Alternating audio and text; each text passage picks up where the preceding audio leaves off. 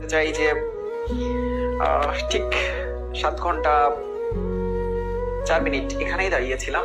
একইভাবে একবারের জন্য আসলে বসার চেষ্টা করি নাই, একবারের জন্য কোনো কিছু খাবার চেষ্টা করি নাই, 1 সেকেন্ডের জন্য কথা বলা বন্ধ করি নাই। শুধু এটাই শেখাতে চেয়েছি যে চাইলে আমি পারি, আমি চাইলে টানা 7 ঘন্টা পড়াশোনা করতে পারি, আমি চাইলে 7 ঘন্টা 10 ঘন্টা পড়াশোনা করতে পারি, একই জায়গায় একই পড়ার টেবিলে বসে আমি ক্লাস করতে পারি। এটা আমার পক্ষে সম্ভব। ভাইয়া যদি দাঁড়িয়ে থেকে টানা অনর্গল এই কাজগুলো করতে পারে, আমি বসে থেকে কেন পারবো না?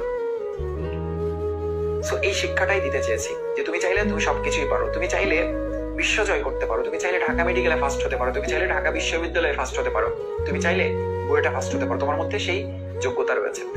এই কাজগুলো করবো, ইনশাল্লাহ সফল হবেই। কেউ চাইলে, কোনো টিচার চাইলে যে এরকম ডেডিকেশন দেখানো সম্ভব, সেটা আজকে দেখিয়ে গেলাম।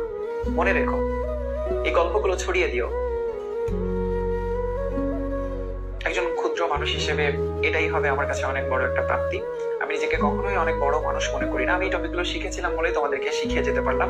একটা সময় আমি হয়তো ক্লাস নিব না, একটা সময় হয়তো তোমাদের সাথে কখনোই দেখা হবে না, হয়তো আমি কেমিস্ট্রি পড়াবোই না, ক্যারিয়ারের কোনো একটা ব্যস্ততায় হয়তো কেমিস্ট্রি পড়াবোই না, কিন্তু এই দিনগুলো তোমরা কখনো ভুলে যেও না। বন্ধুদেরকে, ছোট ভাই বোনদেরকে সবসময় এই গল্পগুলো বললো যে এআর ভাই নামে একজন মানুষ ছিল যিনি অনলাইনে এরকম ডেডিকেশন দেখিয়ে গিয়েছে। সবশেষে রিকোয়েস্ট থাকবে, এই 3টা কাজ কন্টিনিউ করো, বিশেষ করে এই কাজটা কন্টিনিউ করো।